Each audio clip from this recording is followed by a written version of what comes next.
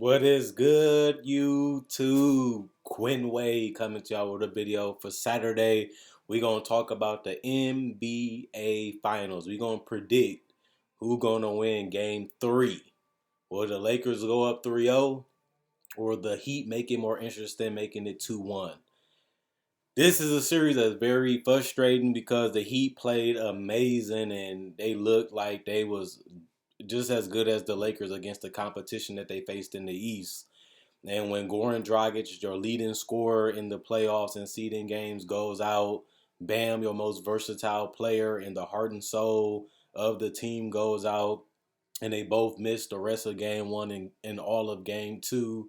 Jimmy Butler responded, getting a 20 and 10 game, had an all around game, scored when he had to, got to the free throw line, was able to create for his teammates to get them easy and decent opportunities. But defense has been terrible. And I include game one.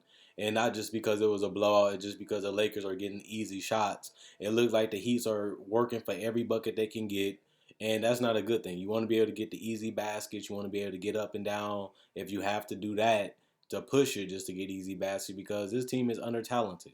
I didn't feel like the Heat was on the same level as the Lakers when it comes to talent, just because Lakers duo is significantly better than the Heat duo. And not only that, the Lakers have better role players that fit their duo when it comes to a matchup against the Heat, who are undersized and don't have the mobility and athleticism that the Lakers possess when it comes to bigs. And they've been getting killed on the boards, and they have no answer for AD. And it's even worse when Bam is really the only person that you can put on them and contain them enough.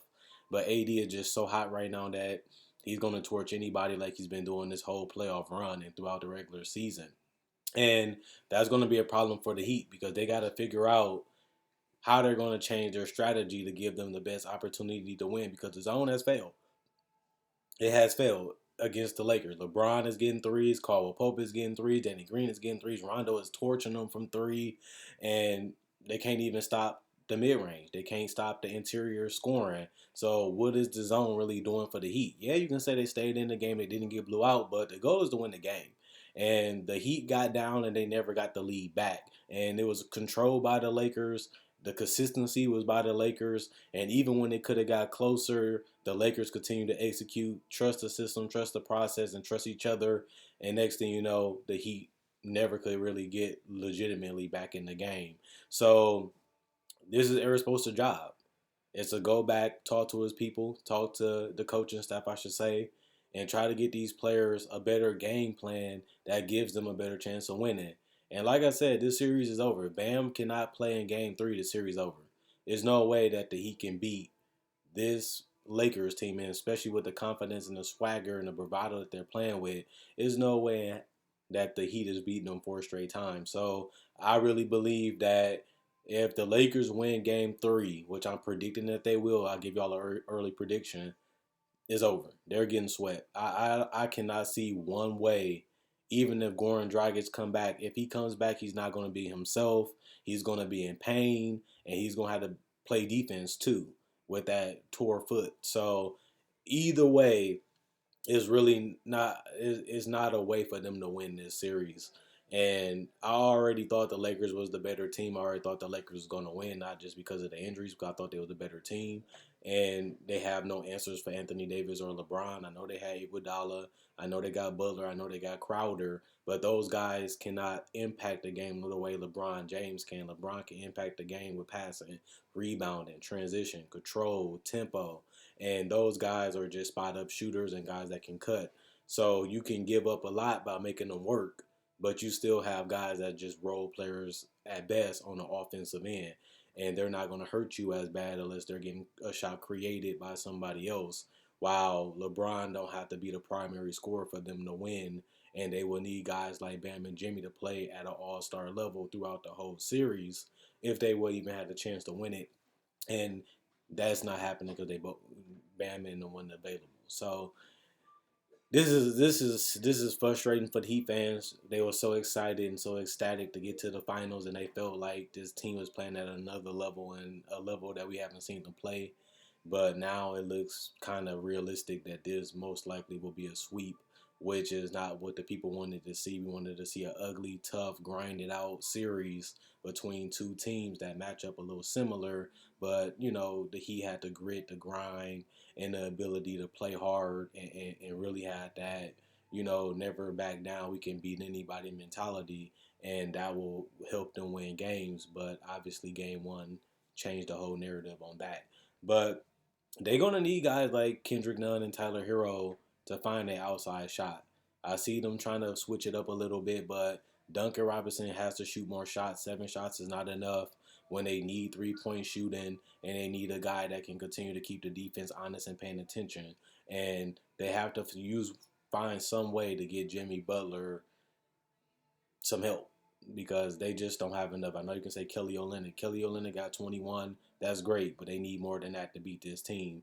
And he can't be the only one really contributing because they need efforts from other guys to step up. And Duncan's going to have to make shots. Kendrick Nunn is going to have to create shots for himself and his teammates and not just be Jimmy Butler. And we're going to need Bam to play. If those things happen, they have a chance to make it close. And then it'll be up to their stars to step up defensively and make the plays that got them here. And if that doesn't happen, then, the Heat are going to go down 3-0, 0-3, and they're going home in 4. So it's not really much to say because I feel like the Lakers have outplayed them on every level. They have hit their threes. They have played great defense. They have contained the paint to a certain extent. Only thing they really had to do is play better perimeter defense without fouling. If the Lakers play better defense without fouling and not give up so much penetration and fouling, then they'll blow them out just like they did in game one. I feel like that was one of the things that helped the Heat stay in games was being able to push the ball after a rebound and try to do semi-transition or try to get their defenders broke down and make them make decisions. And that's when you can get them into a situation when they reach or foul and you get free throws. And that's what Jimmy Butler mastered. But he didn't do enough. Jimmy Butler probably played one of the best games of his career that game, and it just didn't even seem like it mattered. That's how much the Lakers outplayed them. So if the Lakers can, calm down and play more smarter and don't foul as much and reach in as much and try to, when you're going to foul, actually foul them so that way they don't, get a chance to get the shot and one. Other than that, the Lakers have played basically how they played throughout the whole playoffs, and that's why they only lost one game every series. And this series, they don't even look. They're going to lose one of them. So I think Gordon is most likely going to be out for the rest of the series, and that's going to be a problem. Another guy that can get you 20, another guy that can create for teammates, another guy that can get penetration and 3-point shooting, whether it's off the dribble or catch and shoot, and he can also make tough shots late in the shot clock. That's gone. And then Bam, his ability to set up teammates and get to the basket, put pressure on the defense with his rolling ability and his passing, can find open guys and make, Jimmy Butler job a lot easier as a pick and roll player. That's gone. Because Bam, even if he comes back, he's not going to be 100% and he's not going to be his best form. And even when he was playing against the Lakers in game one, Bam didn't seem himself. He wasn't as aggressive. And when he was aggressive, he wasn't taking the best shots and he wasn't on balance and stuff like that. So the Heat, they disappointed, and I know the injuries and stuff is out of their control, but their defense still hasn't been what it has been in the East. And it could be, they're going against a team. It could be that the Lakers just wanted more than them, and that's to me the case. But regardless of what it is, the Heat got one more opportunity, and that's tomorrow, Game 3. If they don't come out and perform, if they don't make their threes, if they don't create with multiple handlers, Jimmy Butler can't be the only one. And they have to be able to make their layups and hit their spot up threes and get out in transition at every opportunity that they can. And Kendrick Nunn has been doing a good job of that when he starts. That's the only hope to even make it a closer game. And even then, it might not be enough to beat the Los Angeles Lakers. And they have no answer for LeBron and AD. They're doing whatever they want to do. And sometimes it just looks like they just toying with their opponents. And that just show you that the Heat was undermanned. But now they already came in as the underdog. They already came in as the team with the less talent. And now it only went even more in the favor of the Lakers, and they're taking advantage of it. And one thing I like about the Lakers, they got that kill mode. They led both of them games and then let the Heat back in. That's killing mentality. and that's how you win the championship. And it looks like the Lakers are going to get it, but we'll see how the Heat come out, and we'll see if they can make their threes, and we can see if somebody can help Jimmy create but also score. If that doesn't happen, deuces to the Miami Heat in 4. Let me know what you guys think. Is I'm crazy? Is I'm wrong? Is I'm accurate? Because everything I said in the preview worked, and the Lakers are winning because of exactly what I broke down in predicting this series. But I also didn't see Gordon and Bam and Jimmy getting injured in game one either. But they was already getting blowout when they all went down anyway. So I don't think that really mattered. They was gonna lose game one anyway. But other than that, check out my website, analysisplayground.com. Link in the description, comment section below. Check out my Facebook page, analysisplayground.com. Link in the description, comment section below. Like on Facebook to show support. Thanks for everybody that liked on Facebook. If you haven't, please like. That's a good way to keep helping the channel grow. Not only that, I do sell merchandise on my Facebook page, also on my spread shirt. So check those things out if you want to buy any merchandise. Anything helps. Also, comment, like, and subscribe, and share. Sharing allows me to more people to see the video. The more people see it, the more this channel has a chance to grow, even when it comes to just getting subscribers or just getting more views and getting more likes and getting more love. Helps me continue to go, as it gives me confidence that I'm doing my job and you guys are loving it. Other than that, I'll be back with a video Sunday, and I'll be telling you if the Heat went down 0-3 or if they finally found a recipe to the Lakers and slowed them down and made it more of a competitive series 2-1.